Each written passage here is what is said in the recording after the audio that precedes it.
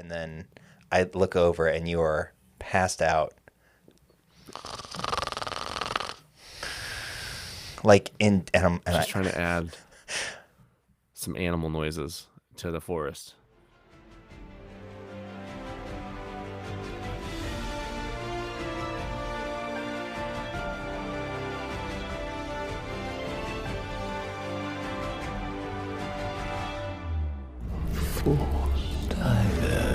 The Force is what gives the Jedi his power.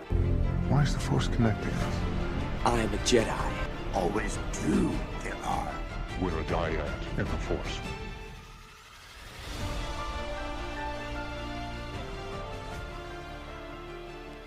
Hello, friends, and welcome to another episode of the Force Diet Podcast. This is episode 51, and we've got a mega Mando episode in store for you tonight. We're going to be looking back at Season 3. As a whole, we've got quite a few episodes to cover, talk about the finale, talk about our likes or dislikes, and maybe where we might be heading for Season 4. Return of the Jedi returned to theaters this last week in honor of May the 4th and the 40th anniversary. So we'll talk a bit about that, and then Obi-Sean's been playing Jedi Survivor, so I'll give my my initial thoughts on that. So with that, I'm your host, Obi-Sean, joined as always by my co-host with the most, Jedi John. How you doing, buddy? I'm doing great, man. Doing great. Loving life. Loving life. Ready for baby? We're on baby. Yeah, we're on baby watch. So Baby watch 2023. Yeah, baby watch 2023. So yeah, no, everything's going good though. Everything's going really well. Excellent. So we're what, T-minus 5 days? Yeah. Well, yeah, tomorrow I'll be 5 days away. 5 days. May 9th. May 9th is the day. Was there any, desire when, way back, a few months ago when you were planning, kind of coming out when the due date was going to be around, that you were kind of pushing for May 4th?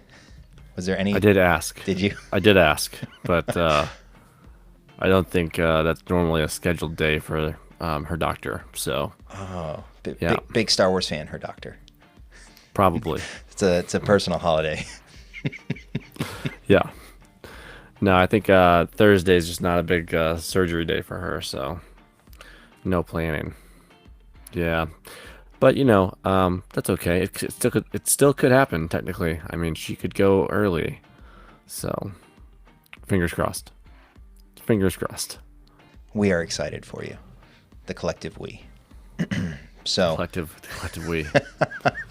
So since we last talked, we both went on a golf trip together.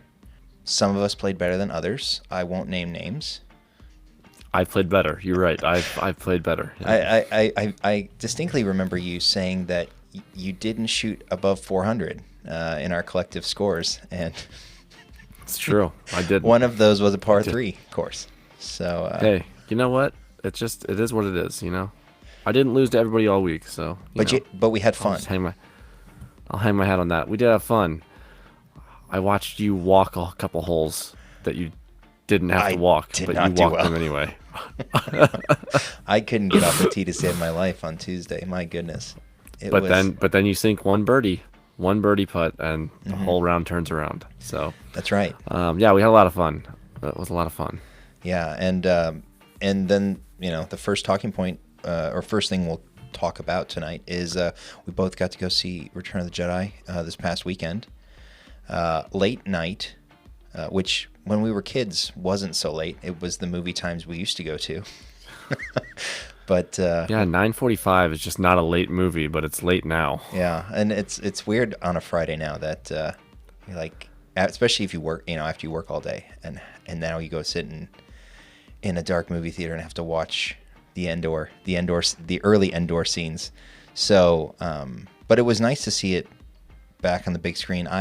Did you, when the original special editions were released in '97, did you go see those when they came out? I believe I got to see all of them in theater. I'm like 99% sure I saw all of them in theaters. Gotcha. Because I couldn't remember if I got a chance to see Empire and Jedi. I knew I saw New Hope, but so as far as my memory is concerned, it was the first time that I'd seen it, or at least will remember seeing it on the big screen, and it did not disappoint.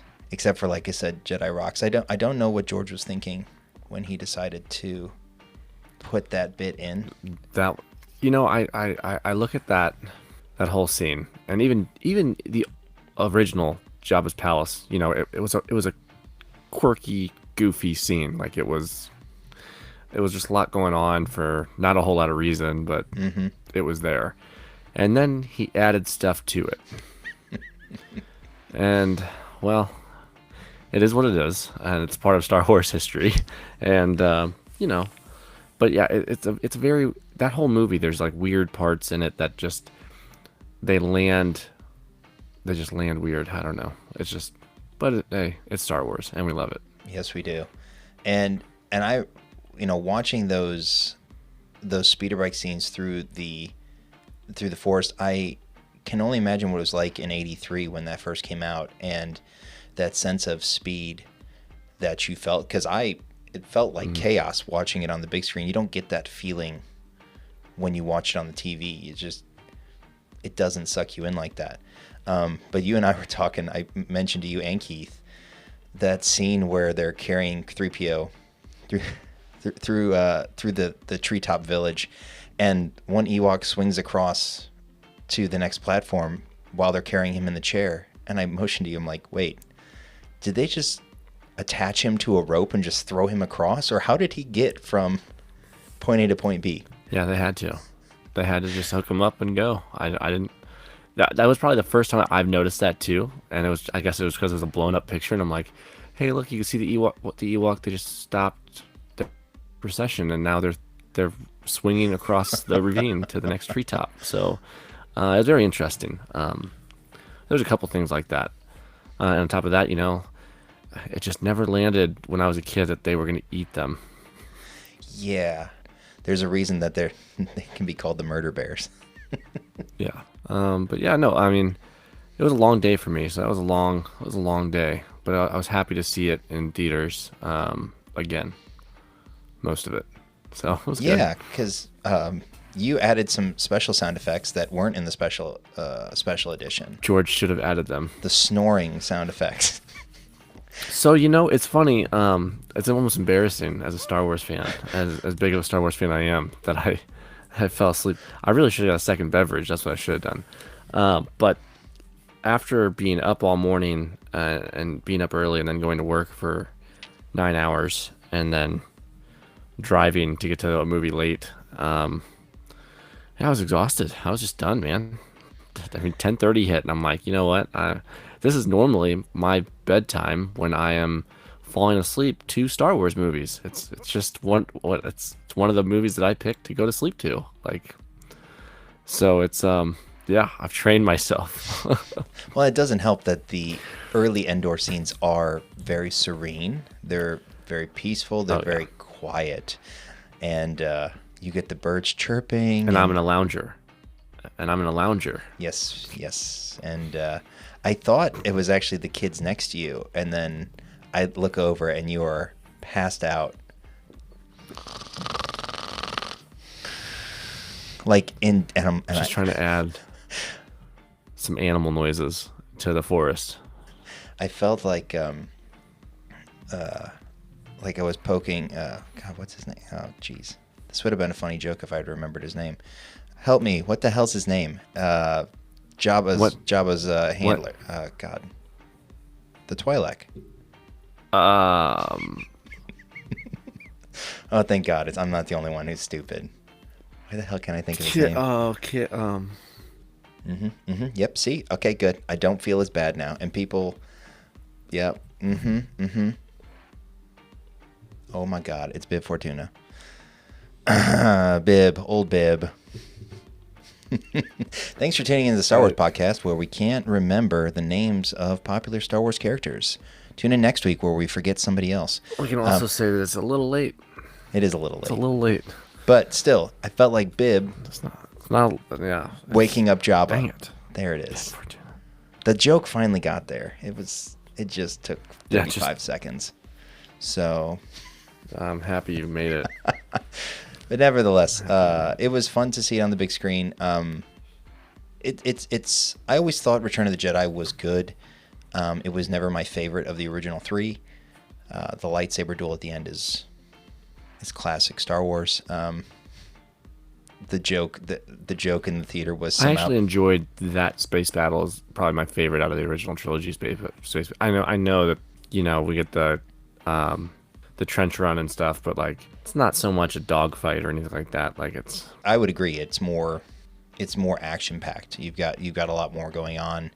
You've got the constant cuts back and forth between the shield generator and the space battle, and then Luke and all them watching from the throne room, which adds a bit to it. Yeah, I mean the duel's really good. The ending is really solid. The middle's kind of dull, but the end really seals it, and it does wrap the story really well, or wrap the original story really well. So you can't go wrong, and it did really well in the box office. I think it pulled in $5 million over 450 theaters.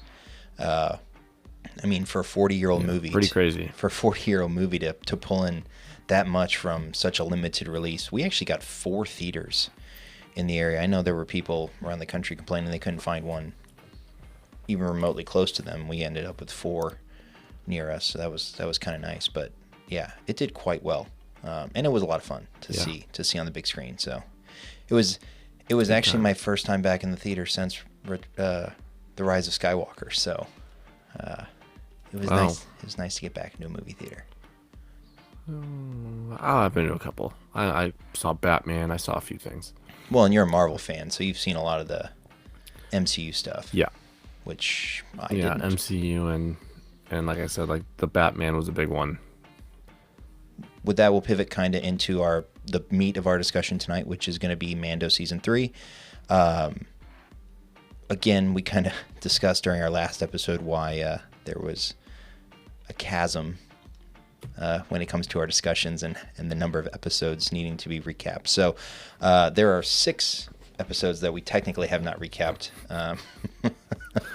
It's only 75% of the whole season. Yeah, so The Convert, The Foundling, The Pirate, Guns for Hire, The Spies, and The Return. So, like I said at the outset, we're not going to go through and do them, episode by episode. That would be completely dull and completely outdated. So, I think it best to look at the finale, and we can include The Spies and The Return kind of as a dual finale if you want, even though they were separated by a week, and then kind of reference back to the earlier episodes if you want. So as a finale, or I guess your thoughts overall, were you happy with how the season wrapped? Yeah, I mean, that could have been the series finale and it would have been okay. Yeah, I was overall happy with how it played out. The only gripe I had, I think, was the fact that all of a sudden Grogu magically appeared where Mando needed him pretty quickly. But outside of that specific detail, I mean, everything else played out well. A couple surprises for me that we didn't get the quote-unquote second spy we were waiting on. I know that in our own discussions outside the pod, we were trying to figure out, well, it said spies, so who else? But it ended up being just either a red herring, or we just dug too deep into the title of the episode, and there was just, the spies on course. I mean, the Imperial spies all over the place. So just not in our Mando group.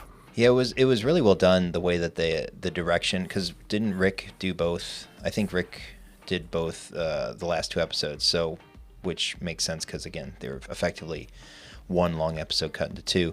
But the way that it was directed and shot in a way to make it easy to suspect certain people, and my guess at the time was that it was Grief, because of his insistence in having Grogu in the IG-12 armor, plus he would have stuff to gain from befriending the Empire as an independent system, or a desire to be an independent system, that sort of stuff.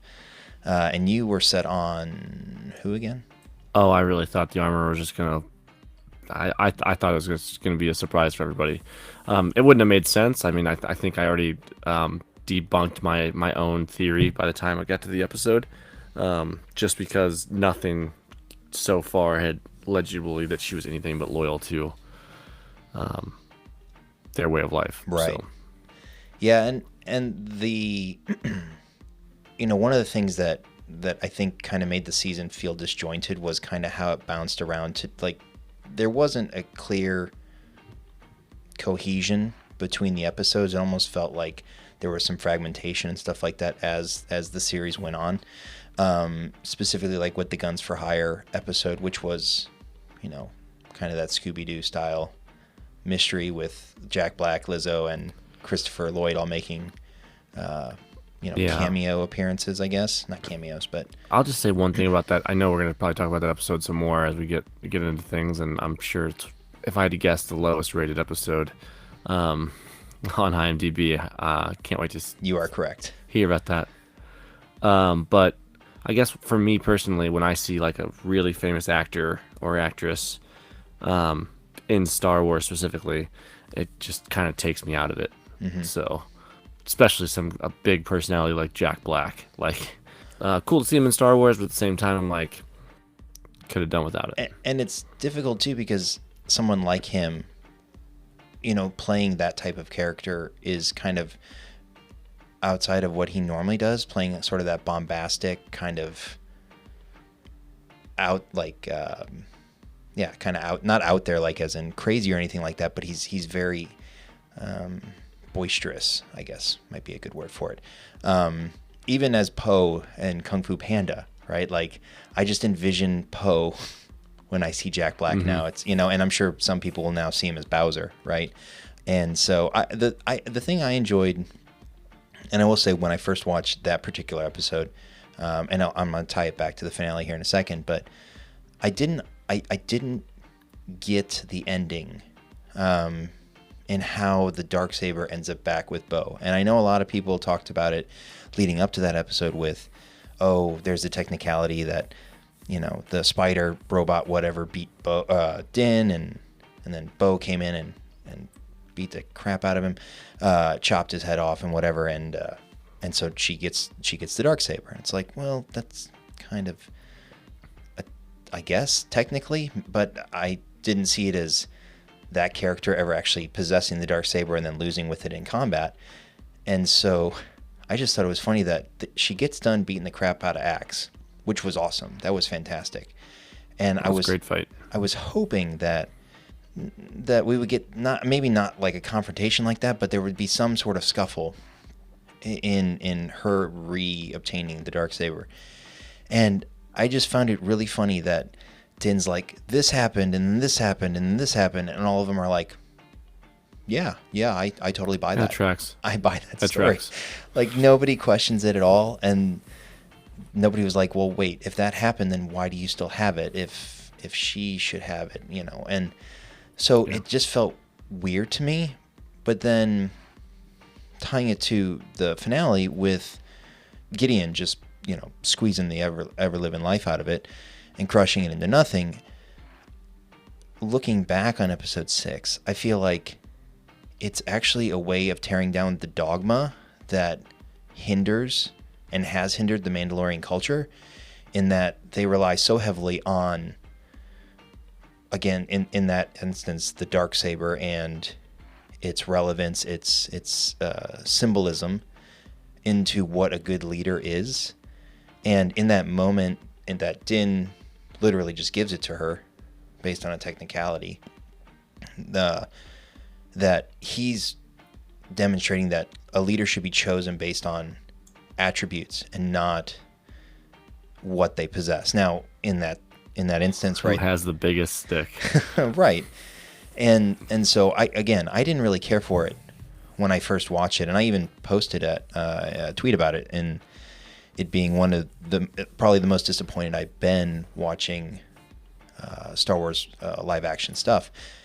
And then I thought about it more and what it kind of represented. And I think if you view it in that way of him starting to tear down tear at the chains that have restricted and hampered the Mandalorian culture, and then to see what happens in episode 8 with Gideon crushing it and saying, you're nothing without your trinkets, and then Bo is saying we're stronger together, sort of thing. I think it kind of ties it all together, even though the package that it was delivered in was a little wacky. Yeah. I mean, during the finale when Gideon did just snap it, I'm like, oh, that was a waste of 2 seasons of chasing this artifact. But it is what it is. Yeah. I don't know. It was just kind of weird how it happened. I mean, I mean the technicality was just it. Like I wish we were breaking some of these episodes down the way we normally do, just because I'd love to see some of the comments left. I'll be happy to pull some up for you. Just a straight hate for Bo is out there. It's hilarious. I think I watched an interview. Katie Sackhoff. Katie Sackhoff. Oh my gosh! I'm telling you, dude, I'm losing it today. Yeah, where she was given the thing about people who like her, like percentages. I think I sent you that today. Yes. And it was like 60% like love me, 30% absolutely hate me, and 10% want me to sit on their face or something like that. Well, the funny thing about it is the percentages actually didn't add up to 100, right? So she did 70, and then it was 10, and then 5, and then 2% want me to sit on their face. And I've seen so many memes about like the 2%. It's the clone army from the end of Attack of the Clones. It's just funny. But yeah, that's just it. Like, so many people sent so many hateful things just because it's like, I just remember even from our last episode, like, it's the Mandalorian, not the Mandalorian. I'm like, oh my God. I mean, like I said, I really liked where the season ended. I think it was the right way to do it. Like, overall, Mando's a bounty hunter. Like, it would have been cool to see him lead Mandalore a little bit, but like, he goes back to his roots of being a bounty hunter and earning his way through the galaxy. Mm-hmm. So, I don't know. I'm okay with it. I just want to see Grogu wreck some more stuff. So, yeah, that was another thing. With the last 2 episodes, right? We get. Well, you talk about wrecking stuff as far as Grogu's concerned with the Praetorian Guards, and I want to talk. Guards didn't stand a chance. Well, I want to talk about something a little bit later, but getting the Shadow Council, getting Hux's Hux's dad father, which is actually Domhnall Gleeson's brother. His brothers, which is pretty cool. But the discussion of Thrawn and you and I and Keith had talked about. Wouldn't it be cool if Thrawn, if that was kind of like where Thrawn showed up, even though we know he's going to be in Ahsoka, like he comes in, he's the one that basically blows up the base. But we finally get the cloning, not reveal. We knew it was there. We knew it was coming. But the room of Gideon's was, and you get the nice little jump scare. And now the big discussion, or at least not the big discussion, a discussion that came out of the season finale is, was that actually Gideon on the platform, or was that one of his clones? And everybody points to his mustache missing. I don't know what your thoughts are on that. If you think he's a clone, or if you think the actual he's actually toast. I think he's gone. I think he got so angry about those clones not being able to breathe life. I mean, he was angry. So I personally think it's him. So, and I mean, that's my personal opinion, but I think he's done. And I'm hoping that he is, because if Mando's going to go back to being a bounty hunter, right, and doing that sort of stuff for the New Republic, I feel like having him kind of in the background as like the baddie, right, means that at some point their paths have to cross again. And if he's going to be a bounty hunter, I don't know that actually... I mean, you could put a bounty out for Moff Gideon, but I don't know that makes a whole lot of sense. So... I mean, he's been the season finale 3 seasons in a row now. Mm-hmm. Like, I think we're done with him. I mean, we should be done with him. Fingers crossed. But the thing I want to talk about as far as the... with Grogu, and my love of Grogu, and...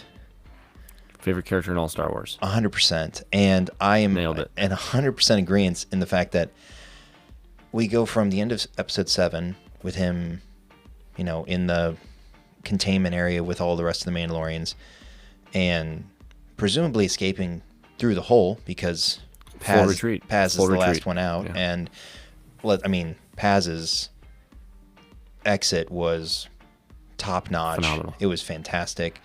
It was, what you would hope for a character like that. And Mandalorian in general was fantastic. It was excellent. But they all escape thanks to Paz, and then all of a sudden, somehow, some way, nobody noticed, like you said, nobody noticed that he was gone from the main group. Like Bo wasn't like, "Where's the kid?" And then secondly, he ends up in the same hallway. Like it felt too abrupt. Yeah. The reunification. It's just like when Grogu left to begin with at the end of season 2, and it's like boom, they're back together. Like there's no, and you're not going to have a multi-episode like split off. I understand that, but Mando was never in danger. Like there was never any risk to him, which I think they kind of missed an opportunity there to give some sense of, because there was talk like, does Mando die in the last episode?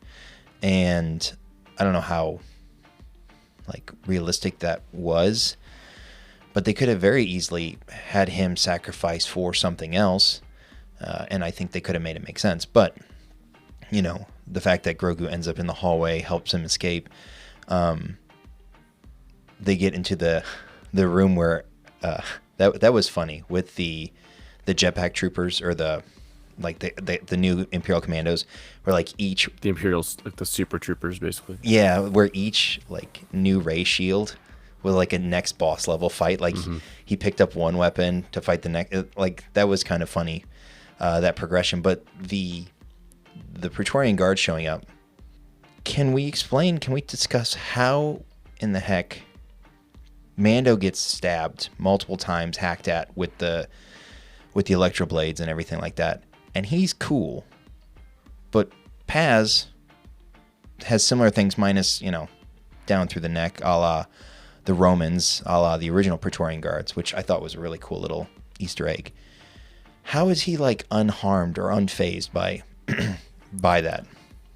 I don't think he was unharmed, but I think their strikes on Mando were pure. I mean, against pure Beskar. I don't know if Paz's armor is pure, so it may have affected him differently. That's fair. Okay, I'll buy that one.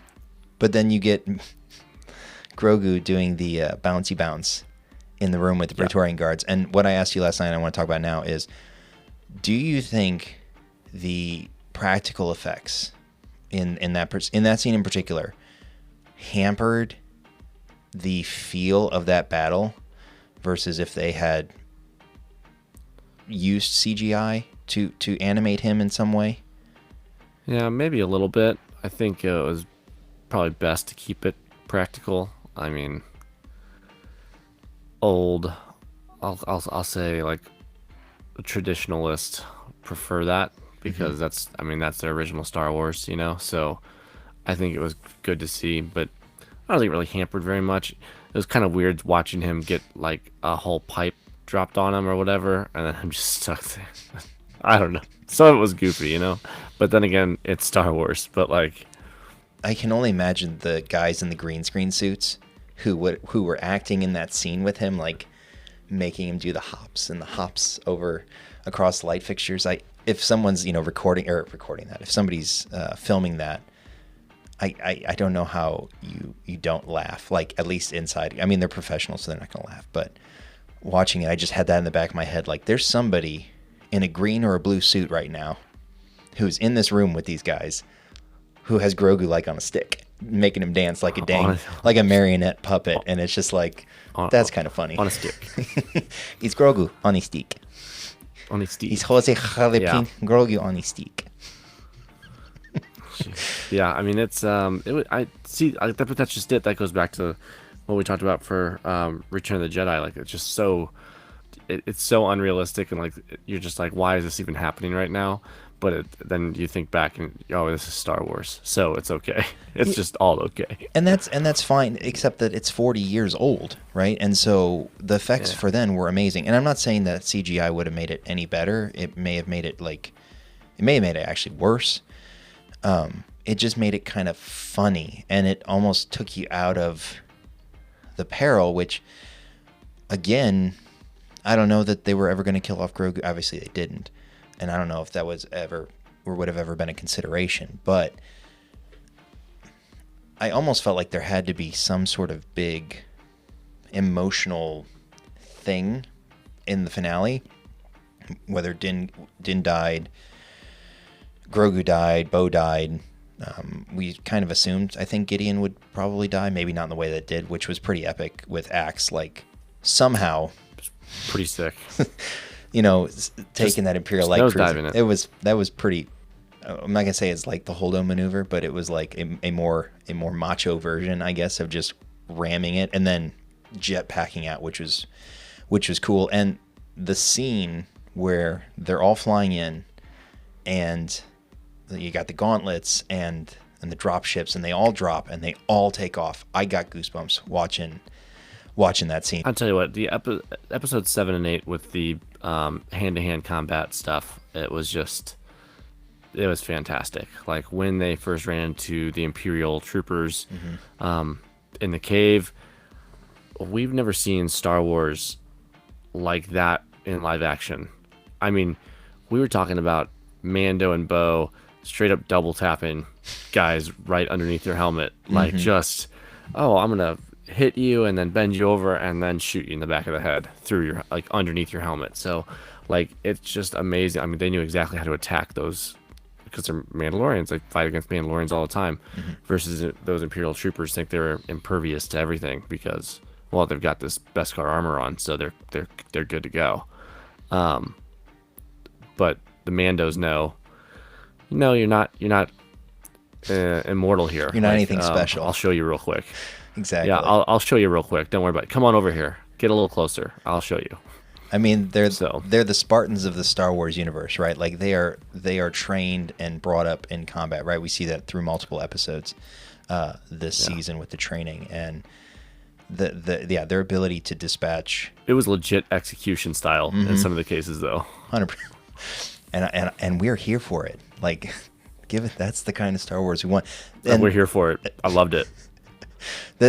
Now, I was wondering, the Imperial Super Command. I'm going to call them Imperial Super Commandos, because that's what they look like. Whether they were clones or whether they were like enlisted personnel, because they definitely were human. I mean, they.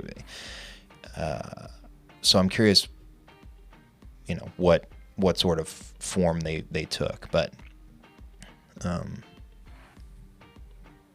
the thing I didn't understand from that scene, that part of episode 7, is the chase, is the pursuit, right? Like, it's like they just threw all of their intelligence out the damn window as they're running through this cave, which all of a sudden becomes incredibly imperialistic, and it's like, and clean. It was like Han chasing down and Chewie chasing the stormtroopers through the Death Star, and then they come around the corner and it's like, in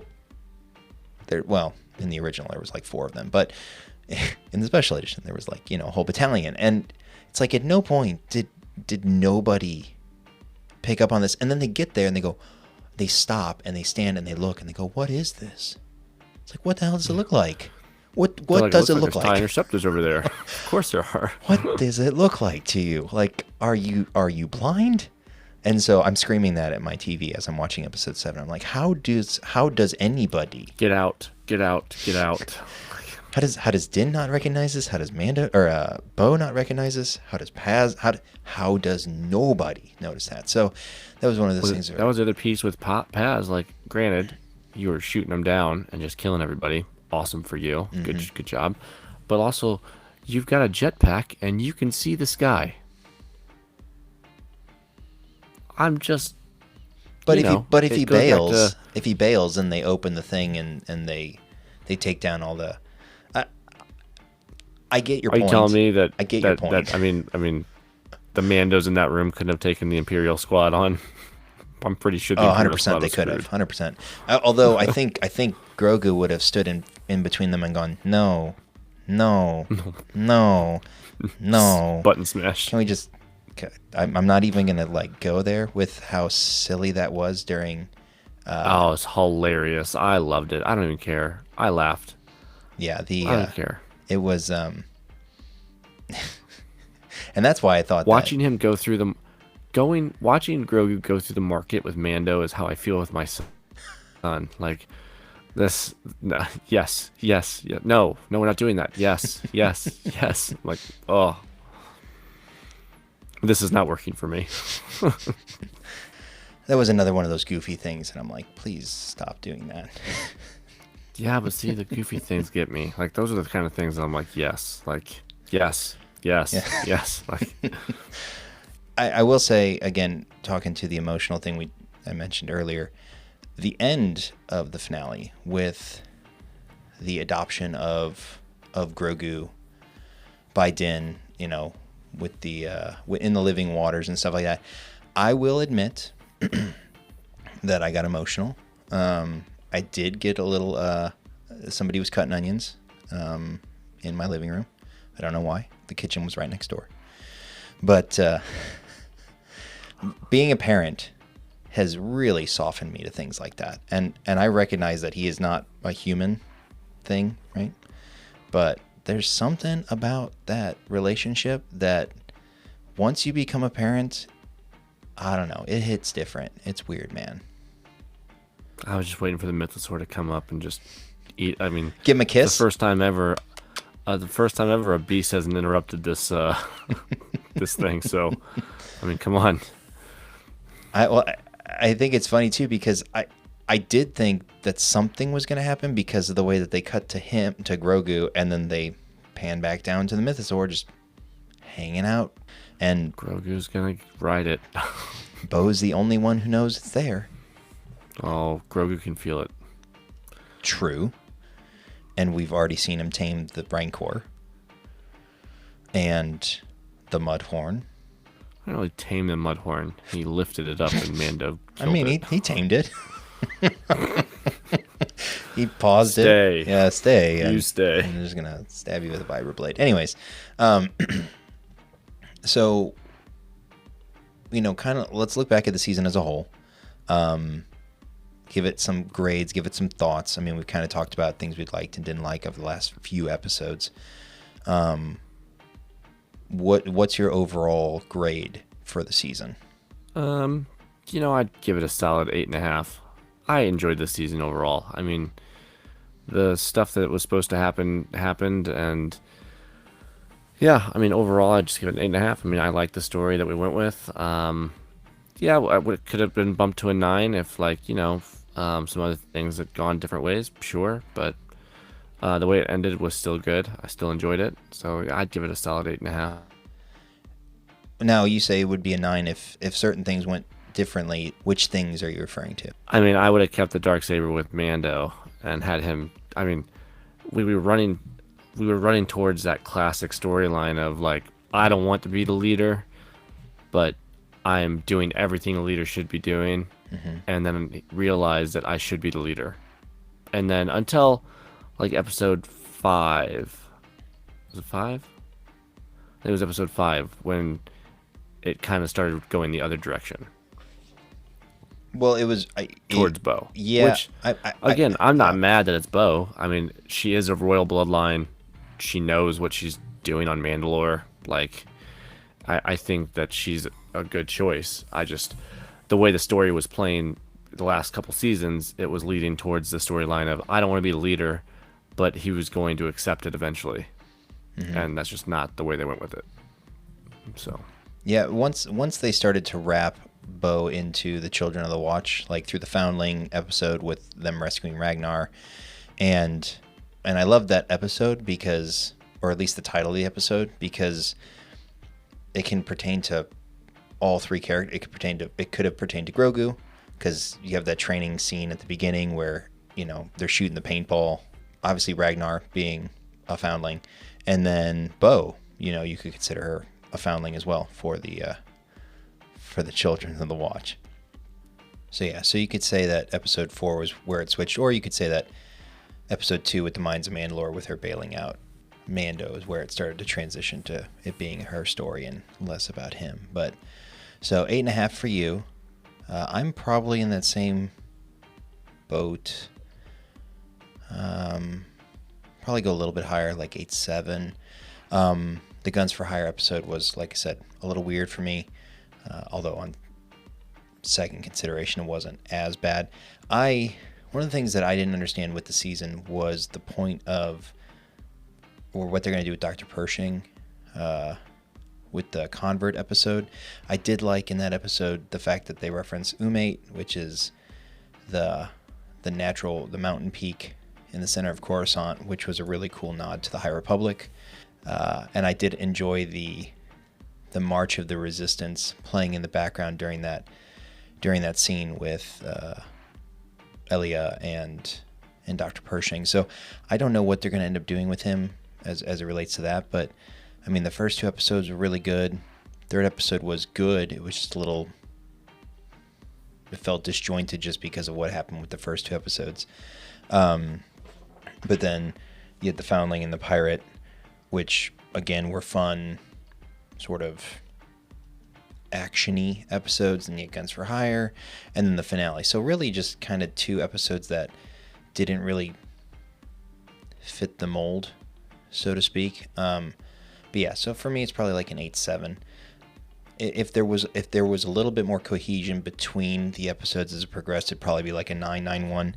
I didn't mind Mando not being the center of the story per se, and him being more of a complementary part. That one didn't bother me as bad. Yeah, I mean, I guess technically Mando and Grogu to some extent were kind of complementary bits, with the focus being more on both the Children of the Watch and eventually Bo's contingent. And so yeah, I give it like an 8.7. So overall, pretty solid, pretty happy with it. So as far as like plans going forward or thoughts for season 4, we know, or at least we presume, that he's going to be doing bounty hunting, as is implied at the end of the finale. So the question then becomes, or at least I think the question is, are we going to go down the path with the rebuilding of Mandalore and the way that like Plaisir 15 kind of looks, right? Because I think that was the whole point of showing that civilization, was this is what Mandalore can look like in the future. Or do you think we see like the Empire crack down? Because we know that there really aren't a whole lot of Mandalorians, or at least we don't see them anyways during the sequel trilogy. Granted, there's a lot of time between there. Or do you think it'll focus more on Din and Grogu's, or Din Grogu and Din Djarin's journey? I mean, I would imagine we go back to Din and Grogu. You know, they are the pairing that ran the first season. So, first 3 now, really. So, I mean, I have a feeling we're going back to the roots of the show a little bit. Like, I don't know how much Mandalore we're going to get going forward. I mean, I imagine we're going to get some, but we could not go to that planet again, and they could make a finale season. It'd be weird. It'd be weird if we didn't go back, but they could. But yeah, no, I think they're just going to focus in on other risks. I'm curious to see who some of the bounties are going to be that the New Republic's after. I'm sure we'll get some Easter eggs and other stuff that connect some more dots. And I wouldn't doubt that some of it is that Shadow Council, with the aid of Ahsoka, more than likely pointing him in the right direction. I'm sure we're going to see some crossovers come into play.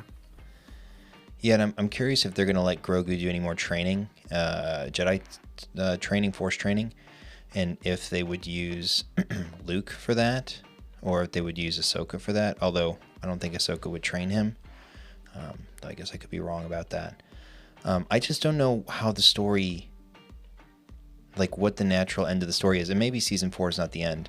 Fortunately, it's already written because last night the Writers Guild of America went on strike, and so for Star Wars fans anyways, at least that part's been written, so there's not going to be any delay with season 4 from a writing perspective. It will be interesting to see what that does though for these new movie projects that got announced and the like. But the point is that, you know, I think there was a sentiment that season 3's ending could have been an ending. You alluded to that at the beginning. So I just don't know how it wraps, especially any differently than how season 3 ended. I mean, I'm not sure it fully wraps anything anyway, just because, you know, they're going to have the crossover event that Mando's probably going to be a part of for the movie. So I imagine that it's not going to be the end. It might be the end of the series, but there won't be like a finale. Like it won't feel like it's the end. Right. And speaking of training, I wonder if if it's possible that Kelleran could be used again. We could see him back, because that was one of the things with episode 4 with the Foundling, again, with getting the reveal of who rescued Grogu, right? And I know, again, we didn't really talk about that, but I'm just confused now after seeing how season 3 did end, what the point of a season 4 is going to be. But having said that, I can't wait to see what it has. So, and we got 2 Dave Filoni cameos. Yes, we did in this season. Yes, we did. 2 of them, 2 bar scenes. I was kind of bummed that Zeb was not in the final scene there with him in it. Why, it would have been cool. Budget cuts, you know. Budget cuts, get out of here. Yeah, they just made millions of dollars again on a movie that was out 40 years ago. So, well, that does have a bit of a nostalgia attached to it, but they could release all those movies every 5 years and make millions. 100%, without question. I'm curious, since we're on that topic, if the plan would be to do any prequel re-releases, you know, as we get closer to that. I mean, we're still a ways off from that, although technically next year is the 25th anniversary of Phantom Menace. So, but I am curious if they'll choose to do that going forward, because it was so successful. So, well, with that, we'll move to our closing topic, which is the recent release of Jedi Survivor. Some of the noteworthy news of it, and then kind of my first thoughts playing through it. I'm about 12 or 13 hours into the game, and kind of give my first thoughts, my first looks at it. Real quick, excuse me, real quick. The from a sales perspective, it's done quite well, at least from what I could find regarding like Steam sales. I don't know that they have physical copy sales quite yet, but as far as Steam's concerned, there were 300,000 downloads in the first 3 days for like $18 million worth of sales. So I would wager that physical copies, pre-order copies, and digital downloads through PlayStation Store and Xbox Store would be a decent percentage of that, maybe 50 to 60% of that. In running our Jedi Survivor giveaway, there are a lot of people who play on PC, which is apparently where the biggest issues are coming from right now, in that the PC port is effectively unplayable because it's been crashing so much. People can't even get past the loading screens and stuff like that, which they did just patch that, or they patched some of it, and they've also released some console patches, but fortunately, at least for the Xbox, I know the PS5 is also having some issues. The Xbox Series X has been, I won't say perfect, but it certainly has not been broken in any way. I've had some slight frame rate drops, but otherwise, it has been a joy to play so far. You know, you played Fallen Order. We talked about this last night. the movement, the combat on the next gen consoles is so much better, just because the hardware allows for more movement fluidity and that sort of stuff.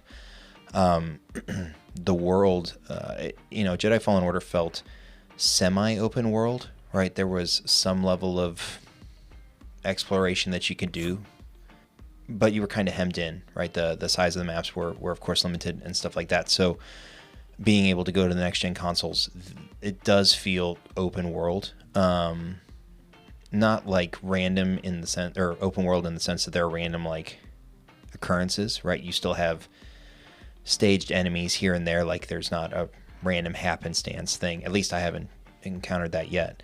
But there's just so much to run and explore and do. And being 12 or 13 hours in already, I'm only like 35% of the way through the story, because I like shiny thing. Shiny thing. And they've got so what's really cool about this game is that they have rumors. Eventually you get to a point where you can earn bounties. You can get bounty pucks and do bounty tracking, which is cool. And then of course the collectibles you can find, and so there are so far anyways 3 stores that you can use to purchase perks. So there is like a perk tree on top of your skill tree, which is pretty cool. So you can slot in, depending on the strength of the perk, it takes up a certain number of perk slots. And so you start with 3. One of the stores, if you collect enough of these collectibles, you can purchase a second one or another slot, so you can get 4 perk slots total. There's priorite to collect, which is like a rare, not earth mineral, but like a mineral, data discs and scrolls. And I won't spoil where the scrolls come from, because I don't want to. I'm going to try my best not to spoil any of the story. It's appreciated, I think. But from a story perspective, it's really exciting. I do like that they're tying into some of the new canon, and I won't really go into that any further, but there's actually a heavy reliance on some of that, which is really enjoyable for those who have explored that portion of the new canon. You do get, we've seen it in the trailers, right? So you got all the old crew, so Seer, Grease, Marin, and the new male like sidekick character Bode is really cool. His character is really well written, at least again to where I'm at so far. The interactions between Cal and Marin are adorable, and I swear if something happens in the end of the story with them, I'm going to be utterly devastated. But they're adorable so far at the point in the game that I'm at. And it was really cool. Again, I won't like necessarily spoil like what happens, but you do get to see a kyber crystal get bled like in real time, like in the real day. Which is cool. I've never, I don't think we've ever seen that happen, right? You heard of it, how it happens to an extent, but I don't think that we've ever like seen it like that. So that was really cool to see. But yeah, first thoughts again, some minor percentage of the way, and I know there are people who've completed it. Obviously people got early game copies, and that's not us. So, I paid for mine. It took 4 hours to download first night. So, but I just finished one mission. The end mission sequence was probably one of the coolest things I've ever done in gaming. The way that it ends is the mix of cinematics and obviously gameplay was top notch. And so, if there's anybody on the fence about getting it, unless you're on PC, if you've got an Xbox, if you happen to have a Series X or a Series S, get it, because it's a blast. And the new kill animations, with the battle droids that you get to encounter, which again we've seen that in the trailers. You know, the existence of the droids and the K2 style or KX droids. There's some fun added characters that obviously we didn't see in the trailers that are really fun to fight. And I was talking with you last night about Ogdo Bogdo and how EA and Respawn were so kind to put the spawn of Ogdo Bogdo in Jedi Survivor. So for anybody who played Fallen Order, he is placed in a spot, and again, I won't spoil where it is, but you will happen upon it. You will think that, this collectible, I'm gonna go pick this up. Everything's fine. I'm gonna pick this up, and it's right after you dispatch some battle droids and stuff like that, which happens a lot, so it doesn't really give it away.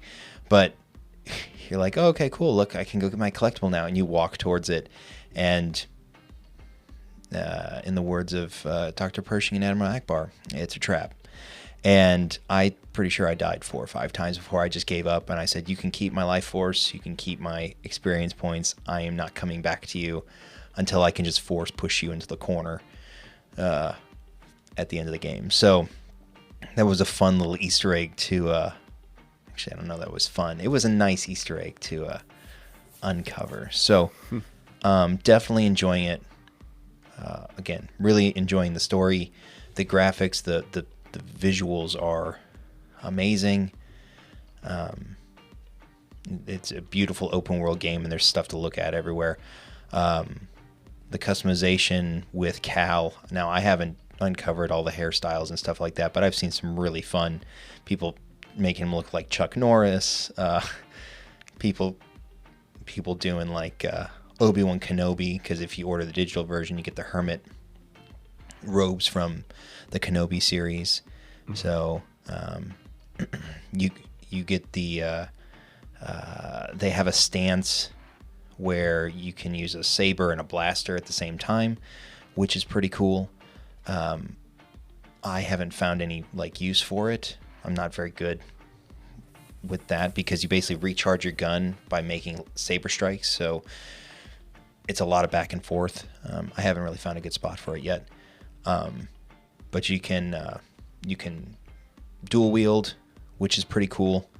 I think there's 5 different stances you can choose from. And so it's pretty cool. And then the Claymore style crossguard saber that, again, we've seen in the trailer, but getting to play with it, that thing hits like a damn train. But it also takes forever to swing and recover. So there's good balance, I feel like, in the weapons as well. And so I think there's a good playstyle for for anyone. Nice. I mean, I'm excited to get it.